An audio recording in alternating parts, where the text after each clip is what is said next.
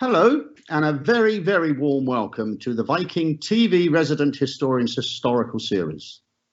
With the wonders of the internet and technology, I'm speaking to you from our home in the Principality of Wales in the United Kingdom. Before I start this presentation, I'd like to introduce myself. My name is Michael Cheshire, and I am one of the resident historians for the Viking Ocean Cruises. A part of Viking's enrichment programme, I am really delighted and excited to be able to present to you a really exciting historical topic that in some way or another has affected each and every one of us. I have a military background, having served in the Royal Navy for over 36 years, ending up as the commanding officer HMS Victory, which was Admiral Lord Nelson's flagship at the Battle of Trafalgar in 1805. Which changed the course of European history. This last appointment led me to study maritime history in some detail. On leaving the service, I went to be a management consultant, I dabbled a little bit in local politics, and I worked for the Open University as a lecturer. I have worked with Viking Cruises now for some time, first as a guest speaker, and then over the last 5 years or so as a resident historian. Well, that's my background.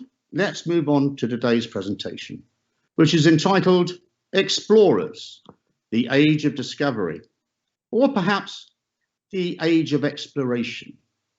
And just as a reminder, whilst I'm going through this presentation, if you feel that you'd like to ask any questions, then of course you may do so using the wonders of the internet, and I'll try my level best to answer those questions after the presentation has been completed. So the Age of Discovery. This was a period from the early 15th century that continued right into the late 17th century.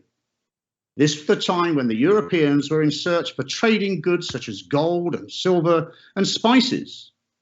European ships traveled around the world to search for many new trading routes and trading partners. There are many definitions for an explorer in this period of time: adventurer, seafarer, navigator, circumnavigator, colonialist, conquistador, or exploiter. Ladies and gentlemen, this presentation, the Explorers and the Age of Discovery, you will hear some of these terms. On the screen is a full-colour map of the known world from 1651 by one of the founding fathers of cartography. He was an Englishman called Mr. John Speed, who was born, funnily enough, in the county of Cheshire in England. But the map demonstrates the understanding of the world in the 1600s wasn't quite the same as it is today. For example, California is shown as an island. There's no Antarctica. There's no Australia, just an unknown land. So to start with, I'm to give you an overview of our focus on this presentation. Initially led by the Portuguese and Spain, these two nations proved to be powerful factors in the Age of Discovery, notably the discovery of America. This era of time marked an increased European colonialization. They discovered in the Atlantic, for example, Madeira, Porto Santo and the Ascension Islands, then the west coast of Africa, and then further west to the Americas, and then to the east as far as India and the Far East, Australia and New Zealand. All these new discoveries led to a rising global trade and the development of maritime travel. This was the era when the Spanish sponsored the transatlantic voyages of Columbus to the Americas, an era when the first circumnavigation of the globe took place and the rise of European colonial empires. New contacts were established between the old world of Europe, Asia and Africa with the new world of America. New plants, new animals, new foods, new spices were discovered during this era of time. Human interactions during this Age of Discovery led to political splittings of the world into sections, and we'll discuss that later. But like these things, there was always a dark side to all of these new discoveries. The spread of new infectious diseases, clashes of religions and cultures, human enslavement, the exploitation of natural resources, military conquests, and economic dominance from one culture to another. There are three themes in this presentation that asks and hopefully answers a number of questions. First, who were these explorers and what motivated them?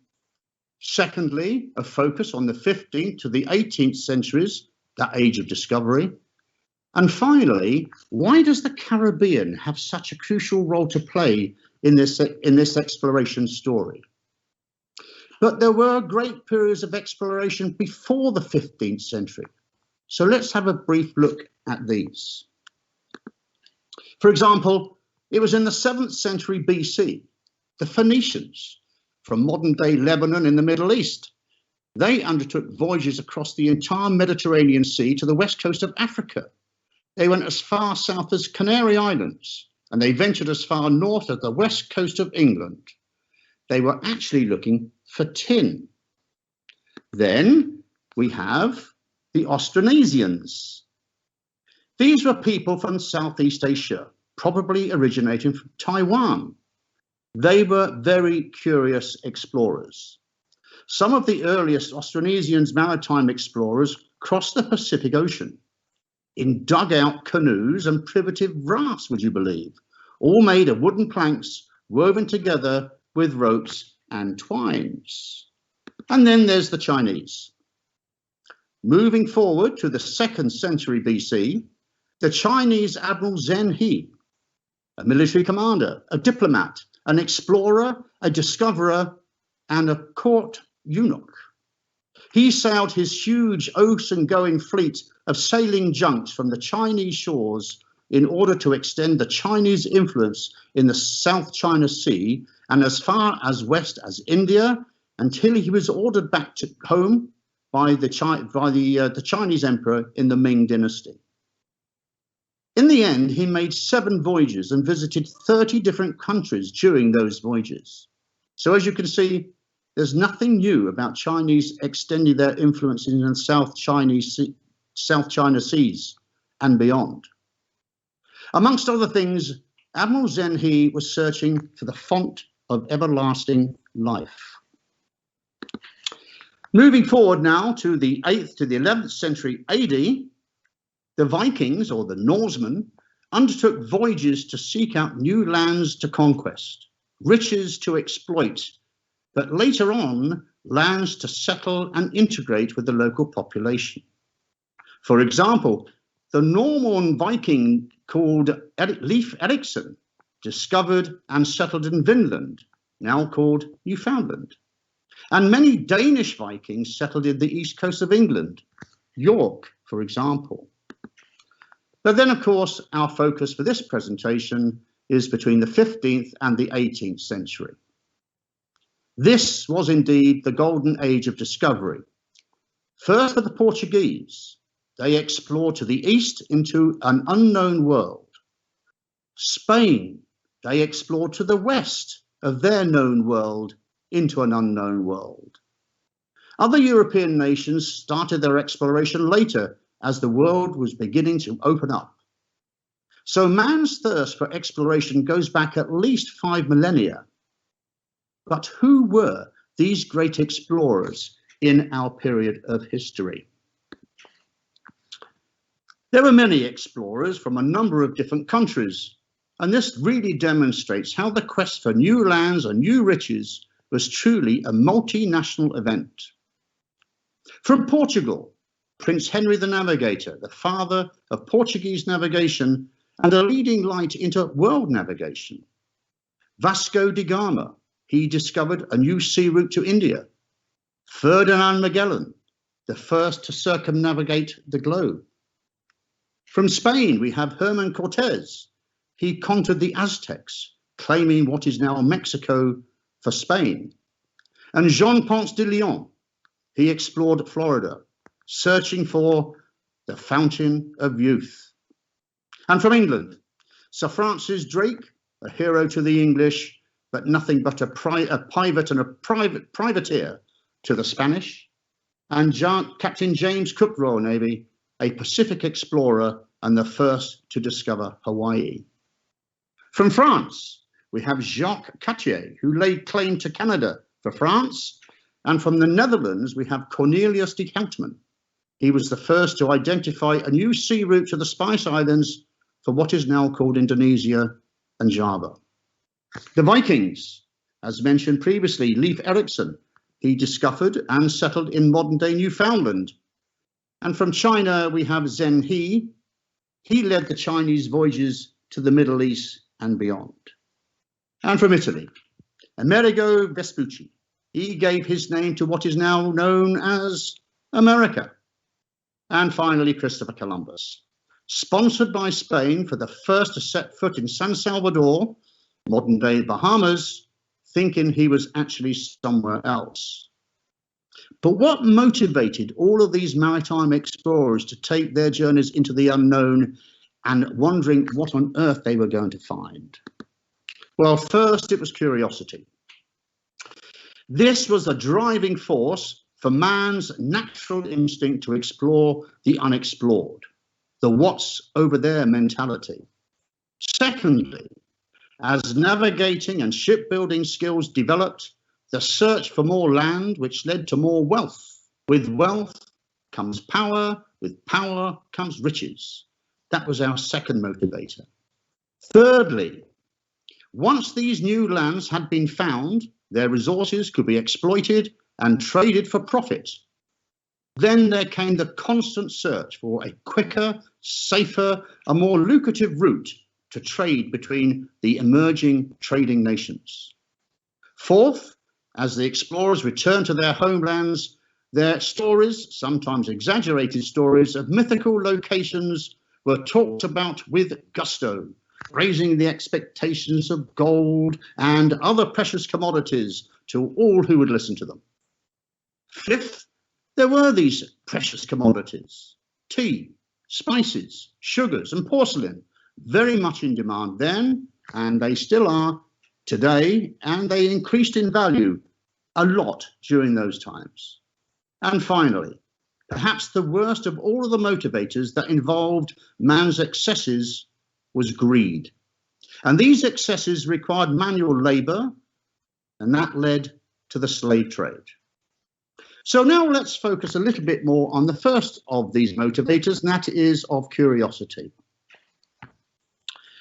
In the 2nd century AD, a Greco-Egyptian scientist and astronomer called Claudius Ptolemy, he's seen on the right hand of the screen, he published his understanding of geography in around 150 AD, and this was during the Roman Empire. Ptolemy's Geographica, which you can see on the left of the screen, shows from the west coast of Africa to the east to China. He brought his work together from all of the writings that had been recorded by the ancient Greeks, the ancient Romans, and other travelers who wrote about their exploits. His work fascinated scientists and fascinated explorers, and for many, many centuries, and it had a profound influence on Christopher Columbus. Whilst Asia and China in the east appears to be very well represented on his map, to the west of Africa lies an unknown ocean, an unknown lands, all waiting to be discovered. Perhaps this is a new world. This is the type of curiosity that motivated Columbus and his fellow explorers to search for whatever they might find in these unknown parts of the globe. Now let's look at our second motivator, land and power. There is a saying that with knowledge comes power. The slide that you can see in front of you is the earliest known map dating back to 1502. This map was smuggled from Portugal to Italy by an Italian agent called Alberto Caneto. It draws on the latest knowledge of the New World to the west as shown, and it shows that the earliest Portuguese discoveries in and around the 1500s. The map is of critical importance. Why? Because it shows how the Portuguese really did have a firm grasp on all the routes to Africa and onward to India. Furthermore, this map shows the yet unnamed America, and Brazil. In the top left of the map lies Newfoundland. Beneath it are the newly discovered Caribbean islands. Further south, illustrated by the parrots, lies the northeast coast of Brazil, outlined here long before the rest of the world knew about its existence. Also in the map shows the Tordesillas line, and this reflects the 1494 demarcation treaty between the two world powers, Spain and Portugal, which is shown on the upper right. This treaty allocated territories that we discovered to the east of the line would go to Portugal, and to the west of the line would go to Spain. And this probably explains why Spain dominated the Caribbean, while the Portuguese focused on the east, Brazil as an example. So with this exploration came trade routes. Maritime nations like Portugal and Spain were obsessed with finding and defending a new maritime trade route from the east to the west. Why? The Silk Road had, for millennia, provided European access to luxury goods from the Orient, and that line is shown in blue on the map. But the route was overland. This was a long and dangerous route running from China through to modern-day Iran and Iraq, onto Turkey and on into Europe. Taking on the risks of bandits, sandstorms, droughts and the like, this overland route did bring silk and cinnamon, cloves, ginger, pepper, nutmeg and mace to an eager European market. These commodities were worth an absolute fortune, and they were sold in the markets of Iraq, in Athens, Constantinople, now Istanbul, Rome and Venice. And with this booming trade came the rise of the great trading companies operating from Holland, France, Spain and England, driving trade forward and driving even more exploration, more discovery, and then leading on to colonialization.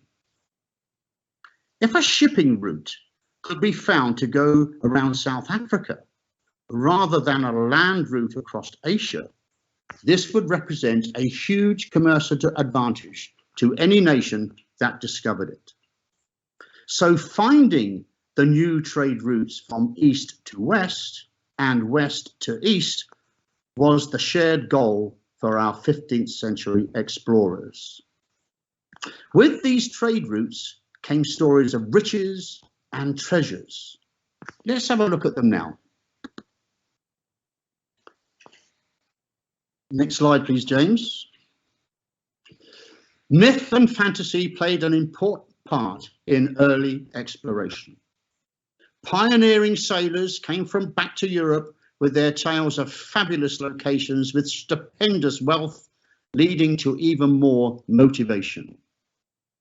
El Dorado was such a mythical location, which was found in the rainforest of Colombia, allegedly.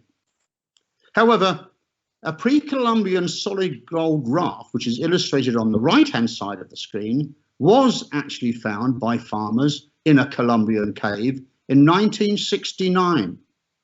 So what might have been fiction may well actually have been fact. And speaking of wealth, let's have a look at the other precious commodities that motivated our early explorers. Ships sailing from the Far East brought cargoes of porcelain, of silk and of spices said to be worth their weight in gold. The European people thought some of the fruits were either poisonous, sinful, or indeed an aphrodisiac. For example, the love apple, or the tomato, as it became known, was at first shunned by wary Europeans, but later relished as a fruit and a vegetable. The Spanish West Indies treasure fleets, or the Flotilla de India, carried these precious commodities, including gold and silver, as well as items never ever seen in Europe before. Among them were coffee, cacao, potatoes, maize, and other curious fruits. Some of the ships from the flotilla to India really did fall foul to the pirates of the Caribbean, but that is another lecture. But arguably, the worst motivator of all was perhaps, and still is, greed. No history presentation of this nature would be complete without the reference to slavery. Slavery dominated trade with Europe within the 17th and the 18th centuries. Why? Because manpower was needed from the New World's vast sugar, cotton, and tobacco plantations. And for over 300 years, this period of time, more than 12 million slaves were displaced and shipped to the New World from Africa. Large-scale sugar plantations and tobacco plantations and cotton plantations was immensely labor-intensive. And the global craving for sugar was matched by an overwhelming greed by the plantation owners to cultivate and grow more crops, resulting in one of humanity's greatest tragedies. Later in world history, this was a backdrop for political unrest and even wars, both civil and international. And it is still relevant even today, as I'm sure we realize. Now let's look at the exploration between the 15th and the 18th century in a little bit more detail. What tools were needed for a successful exploration? Well, seagoing vessels were among the explorers' earliest, if you like, tools of the trade. Man's dream for navigating rivers and oceans goes back thousands and thousands of years, and archaeological finds across the globe would tend to agree with that hypothesis. A 10,000 BC Caspian Sea petrograph shown a large canoe with many rowers on the bottom of the screen. Around 800 BC, there's a canoe found in a Dutch peat bog, perhaps the world's oldest surviving boat in the top right. A Swedish petrograph shows the vibrant seafaring culture in the 1800 BC in the top left.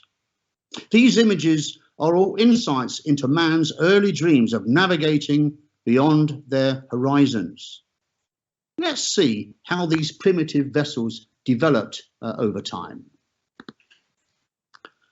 First, the plank. The plank was an early innovation from about 3000 BC. These were planks of wood that were sewn together with ropes and twines to form a floating vessel of some description. It could have been looked like a raft, and it could have been looked very much like a deep vessel of today. Then the Egyptian shipbuilders were some of the first to deliver and develop the sewn blank system into a really seagoing vessel. This development includes a hull and an external steering system.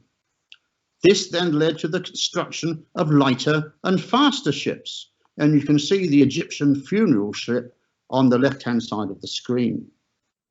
The Minoans, an ancient civilization from the islands of Crete, they were a successful seafaring nation, making long sea journeys across the Mediterranean using plank-built ships in around 1500 BC. The Greek vessel shown at the bottom of the screen shows that there are enormous advances in shipbuilding techniques.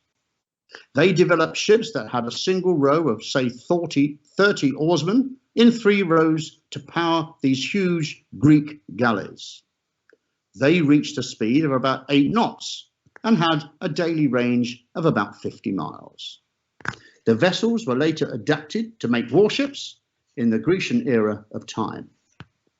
With these new ships brought wealth and power to those who owned them, and as a result, the ships were developed even further. So let's have a look at those. The evolution of sail was developed to propel the ships through the water. The Romans built small plank ships from about 3rd century onwards in the top left, only this time with a canvas sail. From the 9th to the 13th centuries, the Vikings innovated the shipbuilding techniques with their graceful clinker-built longboats. The Portuguese developed stronger hulls for cargo and passengers and allowed for larger sails to make them move through the water. And you can see that in the top middle. Meanwhile, in the 10th to the 12th centuries, the planked Baltic cog became a maritime workhorse, shown in the top right. But don't forget the Chinese, and I've mentioned them. They had been building ocean-going vessels since the 2nd century, shown on the lower left. But have a look at that Chinese junk on the right-hand side, the huge ship. And alongside it, in scale, is that of Christopher Columbus's La Pinta on the inset. Look at the difference between the junk and La Pinta. It is huge. Let's have a look at one of the ships in a little bit more detail. The Portuguese caravel, the La Pinta. La Pinta was the flagship of Christopher Columbus's fleet, and it was a modified traditional Portuguese fishing vessel, one of the most successful ships of their design in that era. It had a shallow keel, it was light, it was fast, it was maneuverable with three masts carrying a large set of sails and with new rudder technology in the rear. The ship needed about 26 men to manage her. 3 squares and a triangle sails were designed to take advantage of the winds as they changed while crossing the oceans. And the Portuguese caravel became the workhorse of the Portuguese fleet in our age of discovery. But it wasn't just the ships and their designs that were all part of the history. Let's have a look at some of the methods and advances in navigational techniques that got these ships from one point to another. Prince Henry the Navigator, I've mentioned him before. He's shown on the top right of the screen. He was a passionate armchair explorer, and he sponsored early advances in navigation. He surrounded himself with cartographers and with scientists, and he funded many expeditions. As a result of the ever-extending explorational researches and reaches, new navigational tools appeared on the scene. For example, an improved mariner's astrolabe and a quadrant, shown in the middle and lower right. These were used to determine the ship's latitude by measuring the angles of the sun and all the stars in relation to the horizon. These and important map-making skills opened up the world to our intrepid explorers. Also of interest, it was during the 15th century that sailors used a log to determine the ship's speed. This was achieved by dropping over the side a small log of wood attached to a line, and on that line marked the different coloured knotted flags. And when the line went tight, these coloured knots displayed the speed of the ship, and hence the speed is measured in knots even today. But it wasn't all plain sailing. In the 15th century, there was a cataclysmic event. In 1453, this cataclysmic event changed the world. Constantinople, modern-day Istanbul in Turkey, fell to the Ottomans. Led by Mehmed II, who, after the fall of Constantinople, he then went along and blocked all access to the Silk Road, thereby stopping all trade of goods from east to west overland. This led to the Fourth Crusade, with the stated aim of reclaiming the Muslim-controlled city of Jerusalem and reinstating the overland Silk Route.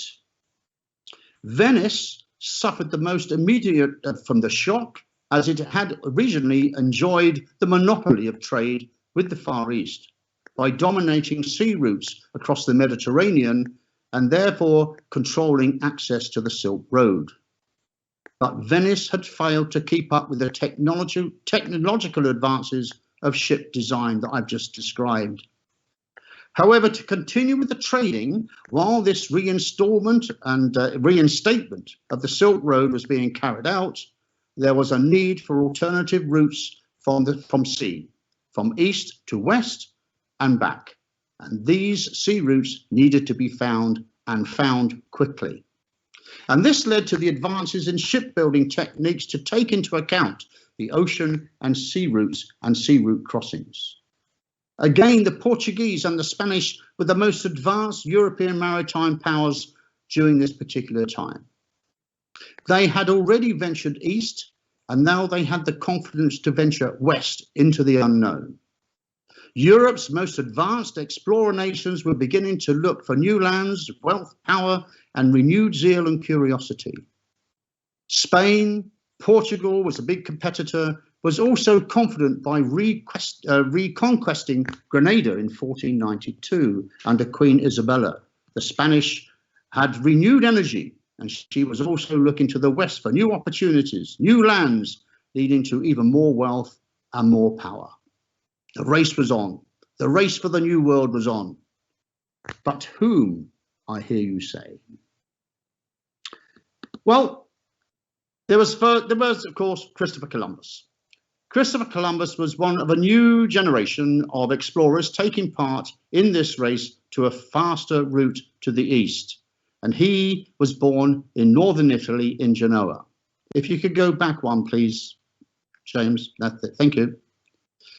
Here in his own words, he says, "I've come to believe there is a mighty continent that was hitherto unknown." His theory, called the Enterprise of the Indies, was that the Far East could be reached by sailing west across the Atlantic Ocean.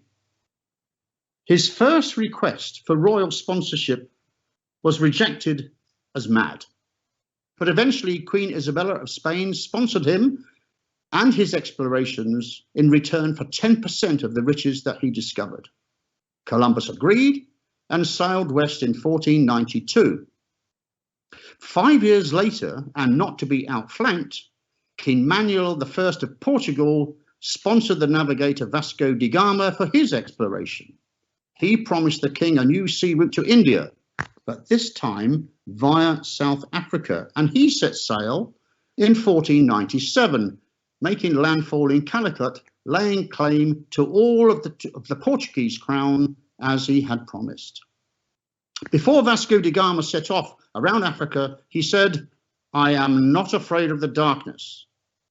He was not afraid of supposed dragons and other perils of sea-living creatures off the waters of Africa, bearing in mind that sailors of those days were very, very superstitious. Both explorers were searching for the same goal, a new sea route to India, and the world was opening up. But let's move on to other explorers. The Italians. Christopher Columbus on the top left was not only the first Italian explorer, although arguably he is perhaps the most famous. After 4 voyages to the New World, he proclaimed the New World for Spain. But 2 centuries earlier, Marco Polo, who was seen on the right of the screen, was an earlier Italian pioneer. He set out from the Oriental court of the Kublai Khan. Indeed, Christopher Columbus cites Marco Polo as the inspiration behind his 1492 voyage to the New World.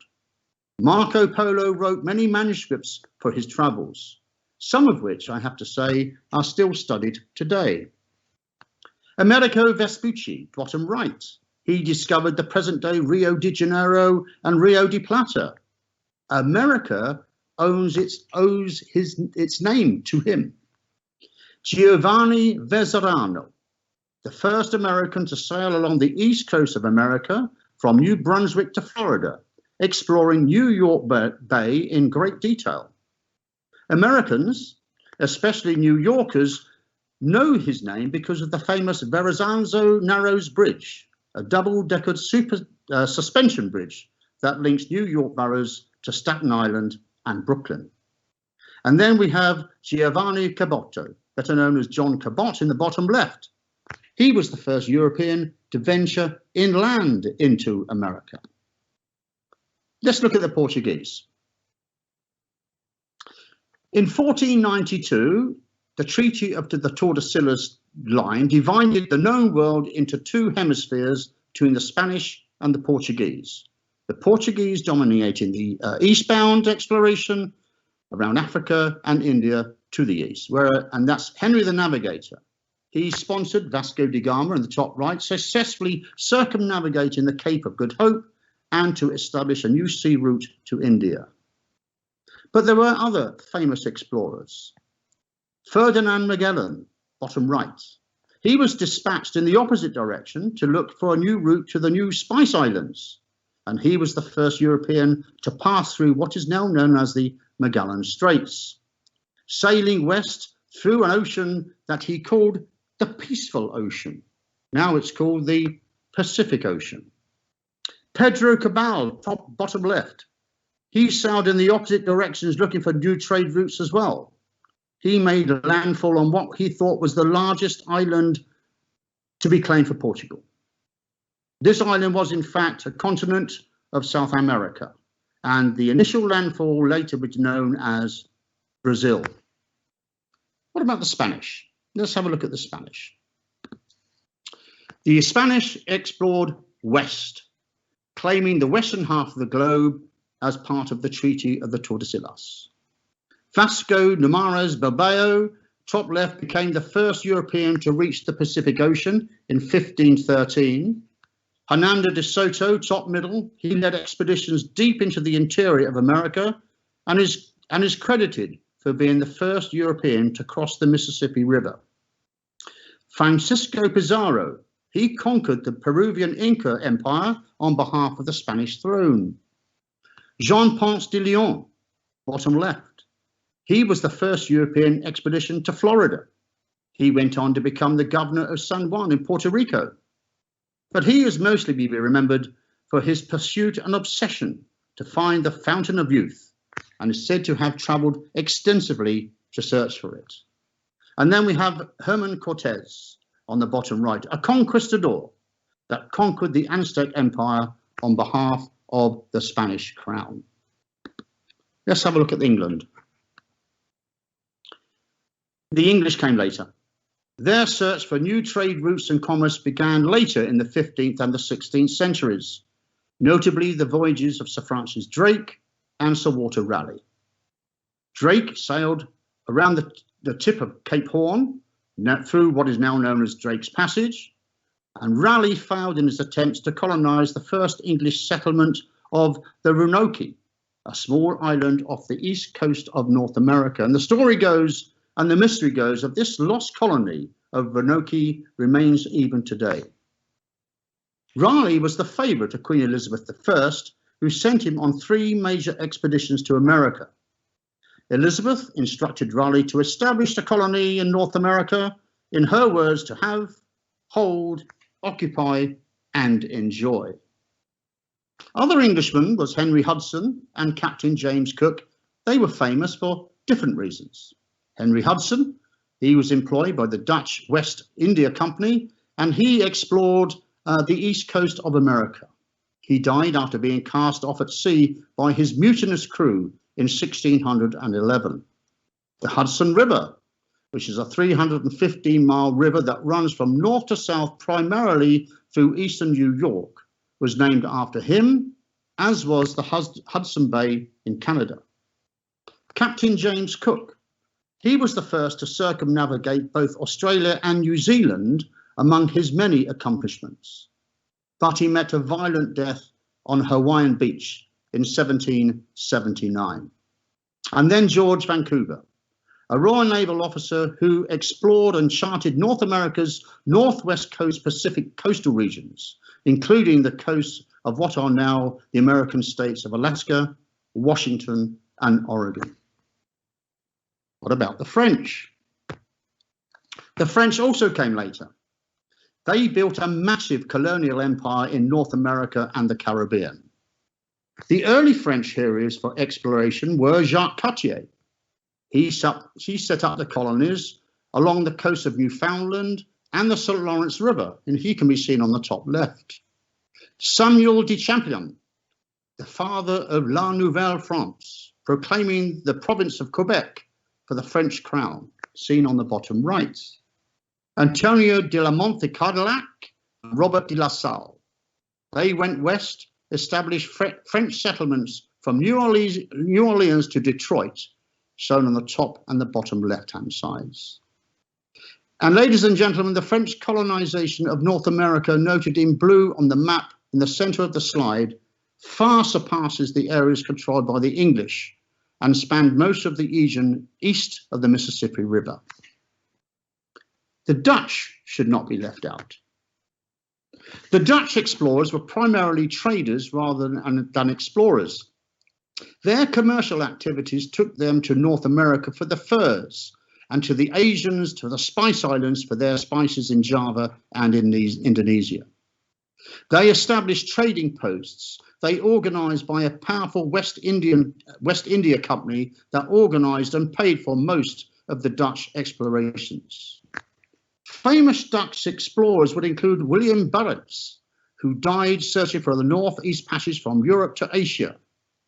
He was regarded as one of the most important Arctic explorers. William Sholton, the first European to navigate Cape Horn. Cornelius de Helpman, he discovered a new sea route from Europe to the East Indies and the Spice Islands of Java, seen on the bottom left. This then started the lucrative Dutch spice trade. Abel Tasman, he discovered Tasmania and New Zealand, shown on the bottom right. Let's have a little look now at one specific area of the world, the Caribbean. The Caribbean had a crucial role to play in our Asia discovery, and let's see what it was. Christopher Columbus left the Spanish port of Palos with his convoy of 3 state-of-the-art caravels, the Nina, the Pinta, and the Santa Maria. His objective was to sail west until he reached the east coast of Asia, which he was convinced lay over the western horizons in the Atlantic. Bearing the Spanish royal standard, Columbus is pictured here going ashore to claim the new West Indies for the Spanish crown. In fact, he had landed in an island on the Bahamas, which is in the Caribbean. But Columbus was convinced he was in Asia. Exactly which island is still unresolved, but academics would say that it was the island of San Salvador, which is in the Bahamas. Given hats and beads to the natives, in return he received parrots and cotton and other gifts. Columbus sailed on, convinced that he was the first European to have found this fabled west route to the Indies. He maintained this self-deception throughout his life, and it was the first of 3 subsequent voyages to follow. Even going to his death, he believed that he had found his quest, and he died in 1506. But there's more. After making landfall in the Bahamas, next slide please, James. After making landfall in the Bahamas, he went south to the islands of Juana, which is in Cuba, and Hispaniola, which is Santo Domingo, where he spent 5 months exploring the coastlines before returning to Spain. As proof of the untold riches of these lands, he carried home small samples of gold and silver, native birds and plants that he had found. And a delighted Queen Isabella was only too keen to fund all follow-up visits to the area. Later he set sail again, but this time with 17 ships and over 1,000 men and women, as well as livestock for planned new settlements in the area.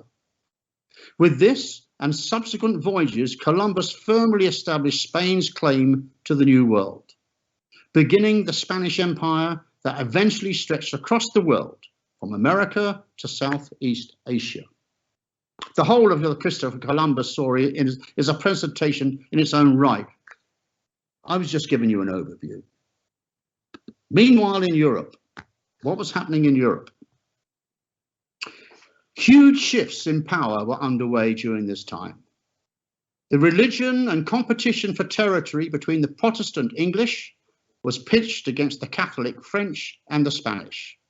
This state of affairs forced pacts and alliances between nations across the continent. Queen Elizabeth I feared the strengthening alliance between Spain and King Philip II and France, King Henry IV. Elizabeth joined forces with William of Orange of Holland and King Antonio of Portugal. She even made an alliance with the Ottoman Sultan Mehmed III in Constantinople. All this to prevent a Catholic invasion of England. But a Spanish attempt on invasion did come. And in 1588, a Spanish fleet of ships led by the Spanish commander Medina Sidonia was given the prime aim of overthrowing Queen Elizabeth. The attempted invasion was defeated. The defeat of the Armada is considered to be one of England's greatest naval achievements and one that served to boost the monarch's popularity and was seen as her greatest triumph. Spain was also facing a war with the Dutch in the 80 Years' War between 1568 and 1648, which was about the Dutch independence from Spain. And these warring factors changed the course of European history, but it also signaled the end of Spanish supremacy and empire. Against all these violent backdrops in Europe, and with Europe having such a great influence in the Caribbean, the result was a constant conflict and aggression in the Caribbean area, as competing European powers saw their influence wax and wane over the region. Spain, England, France and Holland competed for territory in the Caribbean. The Caribbean islands were of strategic importance because of access to this new world that was opening up for trade and for commerce. Originally, Spain dominated the region and expanded into the South American continent. However, the British, the Dutch and the French colonization came later, as Spain lost control of territories, with their power and influence being challenged as the wars in Europe continued. Spain's influence in the Caribbean slowly diminished, particularly as a result of the Spanish-American War, which was an armed conflict between Spain and the United States of America in 1898. Finally, Spain ceded control of Cuba and Puerto Rico, bringing an end to the centuries of Spanish power in the Caribbean. But before that, British colonization of the Caribbean began in the 1600s, with the settlement of Bermuda, followed by expansion into the Antilles later. France also began in St. Kitts in 1627, where they shared an uneasy truce with the English. This was quickly followed by a policy of expansion and colonization in Guadeloupe, Martinique and St. Martin. And the Dutch settlers, they laid claim to 6 islands in 1634, later known as the Netherlands Antilles. Looking at one particular island, which is Tobago. These huge shifts of balance and power in Europe can be illustrated by this little tiny island of Tobago, which is seen as a key strategic location. This tiny island was positioned to control access to the wealth of the new world that was emerging. A mere 16-mile speck in the Atlantic Ocean, Tobago is a microcosm of the Caribbean. This tiny island changed hands 33 times as the European powers shifted their alliances and waxed and waned. Originally home of the Caribs, falsely identified as cannibals by the Europeans, Tobago passed between Spain, Holland, England, France, and of course the Caribs, as I've mentioned. Even before that, a settlement of the Courtlanders, a seafaring peoples from modern-day Latvia, took over this little island of Tobago. And other than its strategic importance within this vicinity of the New World, what was the main sources of products in the Caribbean that was so attractive? It was sugar. And from sugar came rum. And that fueled the world economy in those days. Why? Because the taste for sugar grew in popularity in Europe. So did the scale of the plantations in the islands. This led to the rapid expansion of the plantations to keep up with demand in Europe, and this was followed by an acute labour shortage. This created the conditions ripe for the growth of the slave trade. Spanish, English and French were soon introduced the trading of slaves across the Caribbean region. And for hundreds of years, between the 17th and the 18th century, sugar made from Barbados was the richest island in the Caribbean. Rum was a natural sister product of sugar. The Royal Navy introduced the daily tot of rum for its sailors in 1655 and ended on the 31st of July 1970. Each island has its own distinct rum traditions and its own personality, and they differ from island to island, with the darkest and more intense rums coming from Barbados and the lighter, more floral ones come from the Spanish and the French Caribbean islands. We'll now move on to this triangular trade. As previously mentioned before, the labour shortage in the Caribbean plantations required the plantation owners to import African slaves. This started the notorious triangular trade between Europe, Africa, and the Americas. English and French ships went to West Africa with manufactured goods from Europe. On discharging these goods, they took on slave cargoes bound for the Caribbean, Brazil, and America. When they got to the Caribbean, they unloaded their slaves and sold the slaves, then loaded up the ships with sugar, tobacco, and cotton, and then returned to Europe. This dreadful era of history in human trafficking was an estimated 12 million slaves displaced. The majority went directly to the Caribbean plantations. So, ladies and gentlemen, we're coming to the end of this presentation. So to summarize, the discovery of the Caribbean's crucial role in the age of discovery is a microcosm of what was going on. The European nations of Spain, Portugal and the Netherlands, France and Britain all had an important part to play in our age of discovery with curiosity. From the development of ships, navigational aids and changes in economic situations motivated a period of maritime exploration to end all. The Caribbean played a crucial role in that age of discovery. The regional reflects strengths of the great explorers. Their curiosity took them to the New World. Dreams of wealth and land and power motivated the explorers in order to make a lot of money.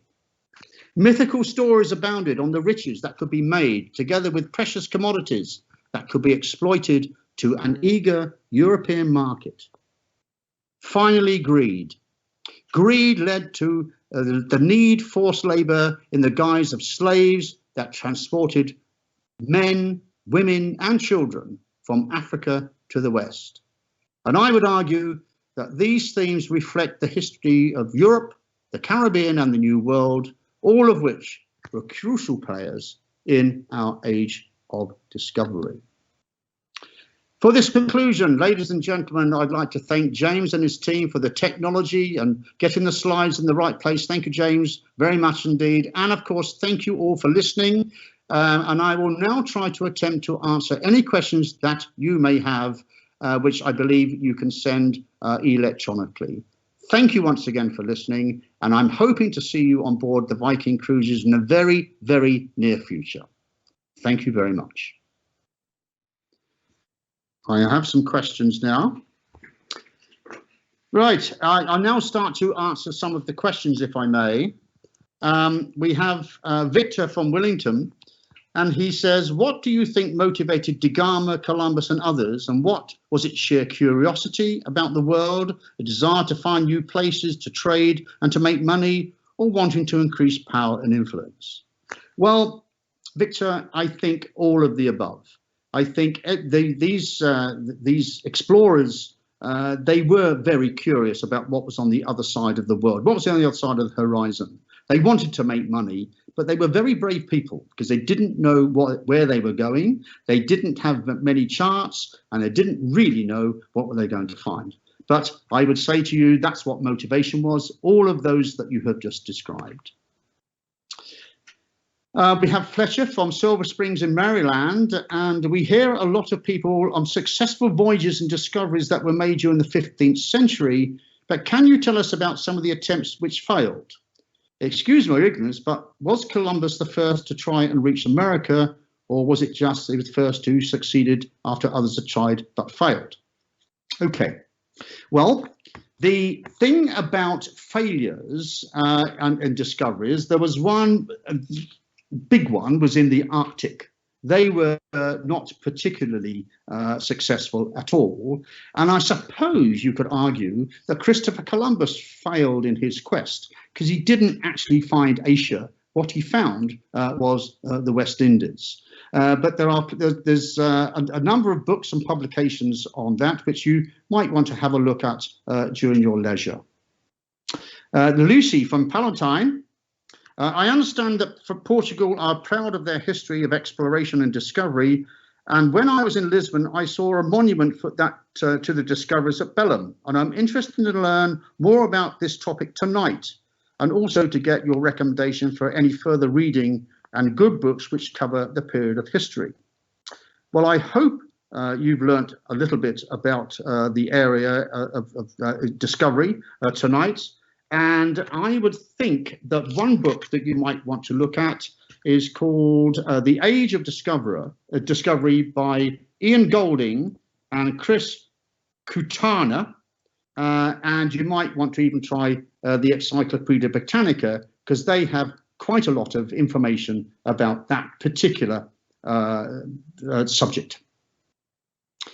Anne from Pingree Grove. I'm very interested in learning more about the personality of these explorers. It's extraordinary to think that they had no idea what they might find and where they were going. As individuals, were they fearless, determined, strong-willed? And do you think they were ever frightened or daunted? Are there any historical records that give us an insight in what the people were like? Well, yes, they were frightened. Yes, they were fearless. And yes, they were strong-willed, because they had all of those motivating factors behind them. But they had the strength of their own character to get over their fright. And they were determined to win. And of course, most of them were serving their crown, their country. And as regards to any historical records, I think perhaps if you go into, once again, I refer to the Encyclopedia Britannica, because that will also give you a number of references that might give you some personal insights into each individual person. Thank you very much for your question, Anne. Jean from St. Louis in the United States. In yesterday's presentation on the Venetian Republic, Portugal's Vasco da Gama's sea route to the Far East brought down the economy in Venice. What were some of Portugal's Prince Henry the Navigator's accomplishments? A very good question, Jean. I think the most thing about Henry the Navigator, as I've mentioned, he was a little bit of an armchair navigator. He surrounded himself with lots of academics, and his major input was actually the navigating, using instruments, maintaining instruments, inventing new ways of getting instruments made, and he sponsored many expeditions abroad. So I think that would be one of his main, if you like, accomplishments. But thank you for your question. Carol, I love your programs. Thank you very much. But you said programs, so you've only just seen mine. History and geography are my interest, and I'd like to take a cruise, but I'm still recovering from a fall. Thanks, no question, but I'm interested in the Mayans. Well, I'm sorry about your fall, and if you are going to take a cruise, I would absolutely strongly recommend you take a Viking cruise, and I'm no agent, but it is what they call a thinking person's cruise, where you get presentations such as you've seen in others and I have just given you. And if you do go on one of those cruises, I would think that you will be absolutely delighted. You will be very well looked after, Carol. We have Bill from Windsor, from Canada. Various types of woods used to construct ships must have been contributed to a degree of success of shipbuilding and durability. Was wood sought from any particular country for this purpose? Okay, I can only talk about the ship that I know that was made of wood, which is HMS Victory. And HMS Victory was solid oak. And those wood came from the British forests. And I have to say, and I only learned this very recently, that in Montgomeryshire, which is in Wales, the trees and Welsh wood from Montgomeryshire was of a particular sort, particularly the oak, that if it was hit by a projectile, be a cannonball, it didn't shatter so much. And as a result of it not shattering so much, then the sailors in board the ships didn't get injuries through wood splinters. So that's all I can say about that. But if you take all the other countries, they would have probably used their own resources. But if you take, again, I'm thinking of Victory again, if you take the masts, you have to have a straight mast, and therefore you need to have some sort of pine. And if you have some sort of pine, we in Britain used the pine that came from not Spain, from the Baltic, the Baltics, which had straight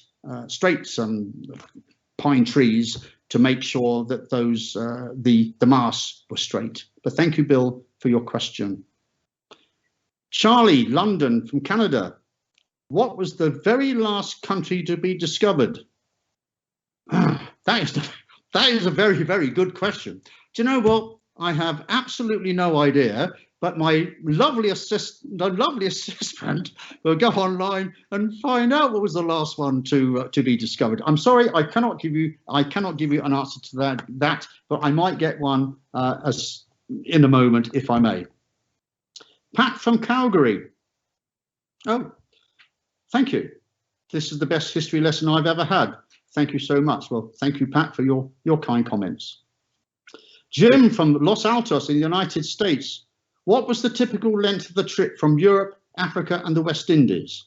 Well, do you know, it would really all depend on the weather and the sea and indeed all the other elements. But one would probably say something about 3, 4, maybe 5 weeks to get from one place in Europe to the other places in Africa and the West Indies. And you'll notice that those European nations that did have the age of discovery all had one of their coasts that was facing the sea. Could it be the Atlantic? It could be the Pacific, or it could be anywhere else. But all of these nations did have that geography to make them a seagoing nation. But thank you very much for your question.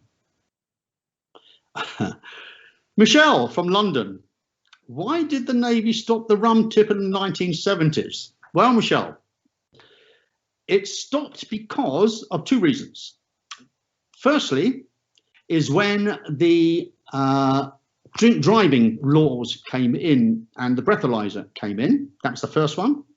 And the second reason was in the 1970s, the ships of the day were really quite complex with computers and other such, if you like, technology on board the ships. And to have 1/3 of a pint of rum in the sailors over the age of 21 was perhaps not good for the technology. And the rum was stopped, and I was a sailor at the time, and I remember it. And it was stopped.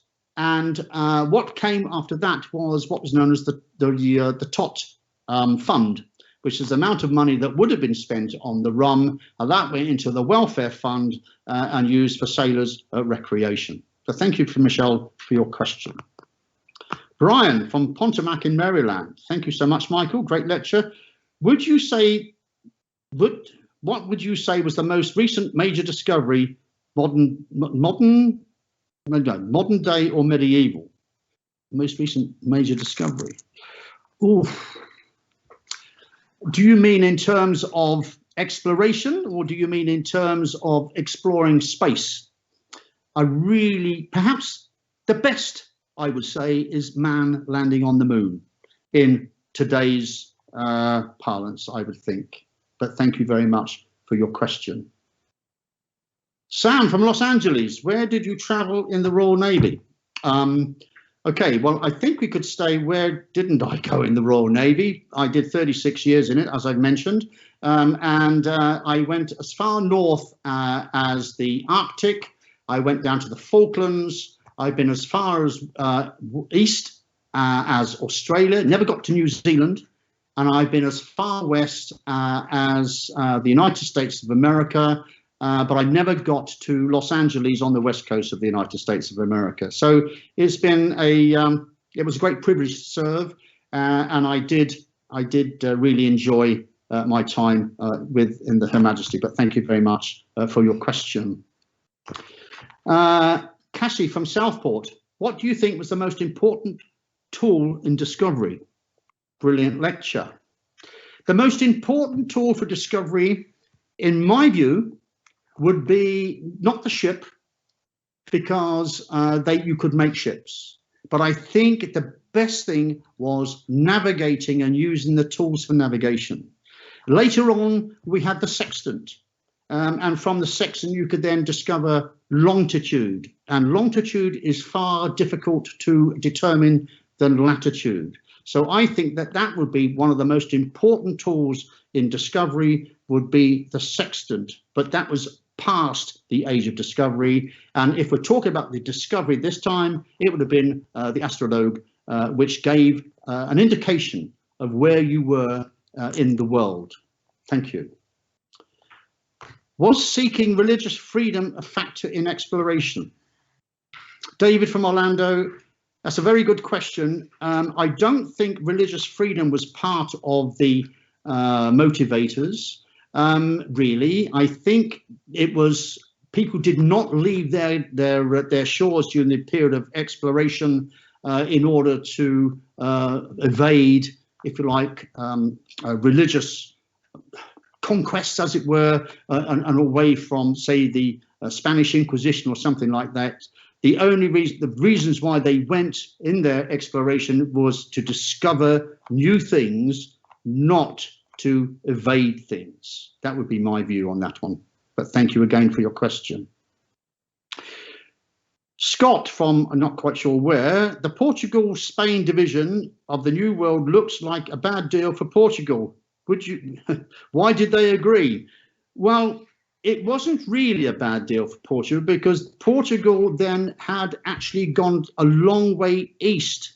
So they were quite happy to have that little piece around Brazil, because they then knew, the Portuguese knew, that there was no way, if they kept to this Tordesillas line, they'd have any Spanish, if you like, competition going to the east, to the Spice Islands.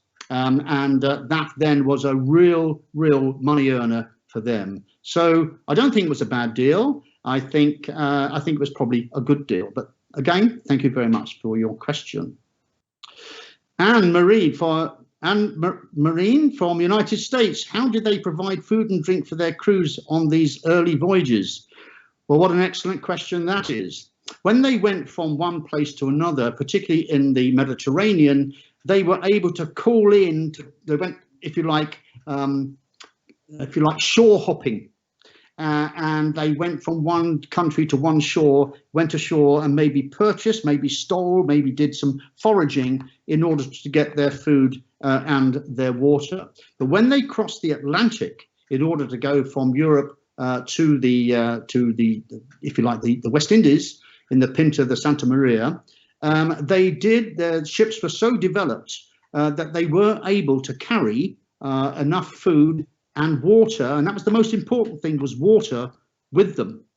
And all I can say that in the 18 and 1900s, the ships, and I can only again refer to Victory and other sailing ships of the line, they carried their water in water butts, and whenever they could, they would go ashore to refill their water butts with fresh drinking water, and they used to supplement their drinking water with perhaps a diluted beer, and they also used lemon juice in order to mix with whatever water they could have in order to reduce scurvy.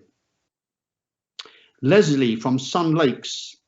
How did the astrolabe work? It looks incredibly complicated. Thank you. Well, the astrolabe, it was a piece of machinery that if you looked through it, you could see the horizon and one, if you like, through one optical lens, and then you look through the other optical lens, and then you will be able to see whichever particular star or sun, or not sun, the moon, if you could see the horizon, and you bring the sun or the moon or the star down to the horizon in what is known as nautical twilight, and you would measure that angle. And from measuring that angle, you would then find a situation, you would then give yourself a position on a rudimentary chart, which would give you some idea where you were in the world, which was also a prelude to the sextant. But thank you, Leslie, for your question. Jeannie from the United States. The remnants of the Chinese ships were located and dated before Christopher Columbus. Yeah, that's true. They were. The thing about the Chinese junks is that, as I've mentioned to you, they were absolutely huge. 8, 9 masts they had, and they were actually there to, in Zheng Admiral Zheng He's time, they were there to try and increase and the global reach for the Chinese emperor. But it was during the Ming Dynasty that the emperor decided that he didn't want to have any more of the explorations and any more expansion, and started to look inward. And then he started to ban these explorations. And indeed, he then decided that there would be ships only with 3 masts, as opposed to 8 masts, thereby limiting their duration and their reach. But thank you. Robert from Portsmouth, a great presentation. Thank you. Thank you, Robert. Jeannie from the United States. Pilgrims arrived in North America. Okay, thank you very much. Charlie from London. It is inevitably surprising how late New Zealand, 1250 to 1300, and Madagascar, 500 AD, was discovered, given how close they were to Australia and Africa, where humans originated back in 195 BC. And it seems impossible, but at least place on Earth discovered by humans in Antarctica. Okay, well, thank you, Charlie from London. That is extremely kind, and I'll add that to my repertoire. Maryland, Minneapolis. Were these explorers and crews educated about what they might find as reported by previous Ventura's experiences? Well, I think they might have known through these myths and legends that came back what they might find, but I don't think they were given, if you like, instructions on what they're going to find, because they didn't really know. So they couldn't say they were educated as regards to what they might find, because they didn't know what they were going to find at all. But thank you for your question, madam. BP Richards from Pompton Plains of the United States. When did scientists conclude that the Earth was round rather than flat or domed? Oh, this is during Galileo's time, I believe, and that is when Galileo, had a discussion and a debate and a disagreement with the then powers that be regarding the fact that the world was in fact round. And as you probably know, there is a flat Earth society that still doesn't believe the Earth is round at all. Well, I think I have answered most of those questions. Thank you very much indeed. Oh, who did Spain cede power to Cuba to? Well, Cuba is an independent country, but you may remember that during the American-Spanish War, there was a certain amount of if you like, aggression between the United States of America and Cuba and the Spanish. So I guess it was the Americas, and they then became an independent country. Cuba then became an independent country. I think I've just about answered them all the best way that I possibly can. Who do you think was the greatest explorer of all time? Of all time? I would think that those people, those astronauts that landed on the moon, were the greatest explorers of all time. So with that positive note, once again, ladies and gentlemen, thank you very, very much for your questions and your interest. I love giving the presentation. I hope I'm going to be able to see some of you on board the Viking cruises in the very near future. The cruises are starting to open up with the eastern shores, which I'm privileged to go on in the end of June and July, and hopefully going off to Malta in the Viking Venus. But thank you very much indeed for your questions, and I look forward to seeing you all hopefully sometime in the very near future.